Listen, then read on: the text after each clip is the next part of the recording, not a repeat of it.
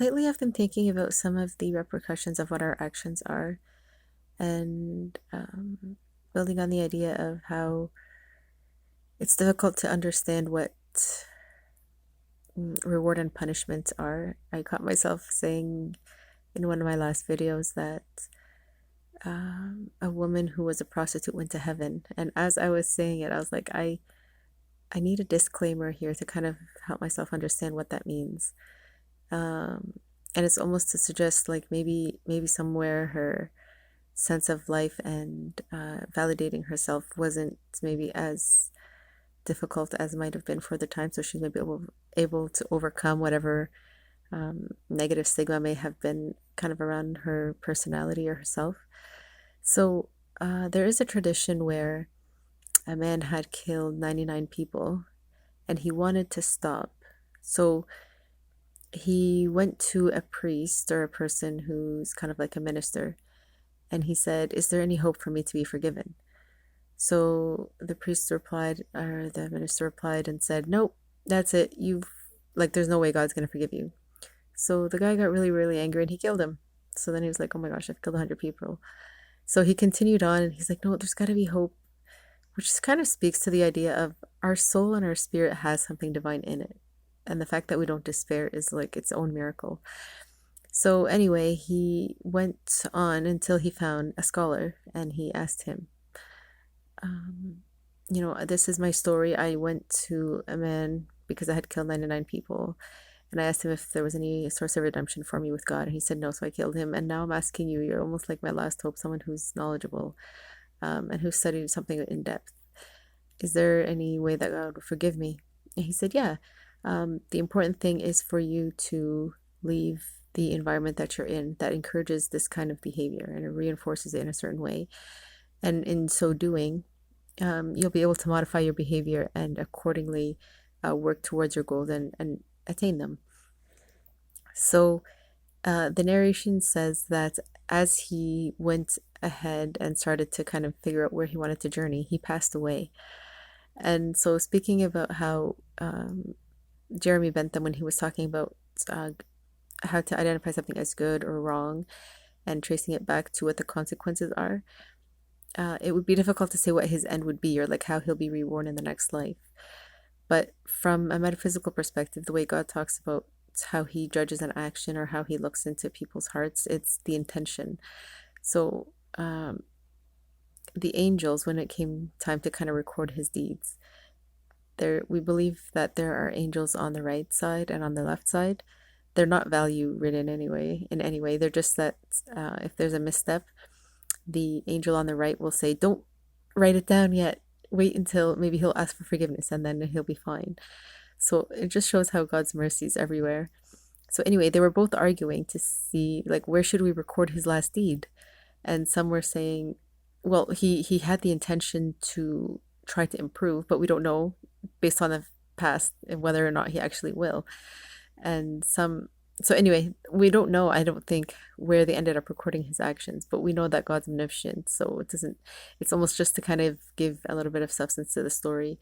But there is a narration that suggests that God actually constricted the distance of the earth, almost to allow him to seem as though he had already reached his destination. Because while the angels were arguing, they were wondering, well, kind of like problem solving, almost to say, well, let's measure how far he is on his journey. So if he's closer to where his destination is, we'll just say that he's forgiven and he's already kind of in that process of rehabilitation, as it were. And so there's like, I love these stories because even though they have, like I mentioned, the almost authoritative source or chain of narration through time, whether or not you believe in it as a true story or as a myth or a hagiography is almost beyond the point. It's almost just that these angels or these stories are there to help us understand how to problem solve, how to be lenient with people, never say things that make them want to despair or give up on themselves. It really reinforces God's compassion in that who's to say why, for example, we trace death and incidences of death. Like sometimes with demographics in a country, we kind of have to know like mortality rates because it's just something that we can change as a government for the society and help with like healthy nutrition, for example, or disease control.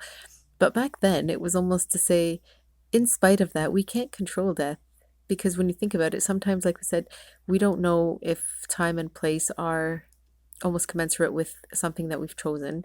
And because we have free will, we just have to almost kind of find a way to integrate all of that together and make it make sense for us. So today, just because I'm feeling kind of tired, I don't know what it is. Maybe I went for a workout yesterday and I it was almost like half of what I usually do. So I think my body's just kind of needing rest. This is what we know about ourselves, is that if we are someone who's kind of created a deadline for ourselves, um, and we try to stick to it, it's almost itself its own kind of stress, right? And then after we come down from that, our immune system only almost wants to shut down to help repair itself or kind of allow itself that rejuvenation, like R&R, like rest and relaxation. So I've noticed this in myself around exam time when I used to be in school, usually around midterms or even throughout the whole semester. I'd sometimes just give myself a weekend and try to just forget about everything and just kind of do nothing or just let my mind take a break. And sometimes this helps reset our way of thinking and kind of gives us a fresh look on something that might have looked like it was not solvable or we don't really know what to do next. And instead of falling into despair, feeling like, now what? I don't have anything to kind of motivate me. Let yourself feel that way. Let yourself feel down and like it's a hopeless thing. And then you'll find that your mind will get bored and it'll find something to do anyway. So it's never really anything that's permanent. So I guess the moral of the story in this scenario is um, just be careful how you judge yourself. So outside of what people might assume of you, always be charitable and kind with your own ideas of how you carry out certain choices or make decisions because sometimes we only have like we're almost cornered. Like it's difficult to know like if I had gone back in the past, would I have had another option? And if so, what would it have been? And would it have been a better option for me? Like would the choices have been better? Um, would the choice have led to a different circumstance? And would it have been better than the one maybe I'm currently in? So something to try to understand about death is, like we talked about with one of the intros I did with the Disney movie, is because we don't know the nature of the soul. Sometimes it's hard to understand if death, like have to understand death in that regard. So sometimes you think in the lens of like large atrocities with like a large number of people died.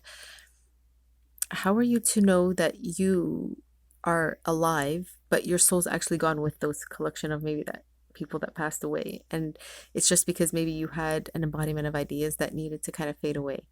And so in being a survivor, instead of having survivor's guilt, it's almost like maybe I did pass away with it and I have to figure out now, like I have a harder job now, which is to figure out how to come back from this and move forward instead of being kind of like lamenting, oh my gosh, this is such a loss. And it's a lot of mind work and it's very difficult to overcome uh, these negative ideas or this grief and tragedy with positive ideas at the time. So allowing yourself to be sad or to grieve while anticipating I'm only going to do this for a short amount of time and I do plan on finding proactive ways to come back from this and even writing like little inspirations that you might have while you're allowing yourself the downtime is a good idea because it'll kind of help initiate you into okay, I have to get up now and I have to give myself a chance to think forward.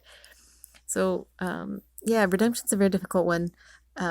Talking about reward and punishment and heaven and hell as in the context of these narrations is something that's I think I'm gonna have to figure out in my mind how to reword in a way that sounds more like they're able to envision a healthier understanding of their existence that may have almost overridden whatever society or culture or excuse me or sort of community would have stigmatized or stereotyped them to be.